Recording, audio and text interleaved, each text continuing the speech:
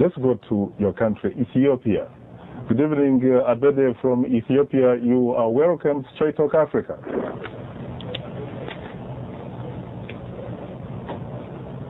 Hello, I would like to ask a question to the ambassador of Eritrea. Go ahead, please. Could you please turn your television set or radio volume down because we're getting an echo on the line? Yeah, my question is, I have two questions. Go ahead. First, the ambassador has shown you a map with three lines. One, the Ethiopian claim line. The second, the Eritrean claim line. And the third one, in black, the arbitral decision. Would you please ask the ambassador to show you, on the basis of the black line, where Badme is, and if Badme has been assigned to Eritrea on that map? That's my first question. My second question to the ambassador is, his president is claimed to have said at one point, Eritrea's withdrawal from Badme is as likely as the sun setting in the east. Thank you very much. And of course, he does not agree with you. You heard him. What about that black line on that? Thank you. And that voice sounds to me, Prime Minister Meles, to be frank with you. Yeah, he sounds like him. It's him.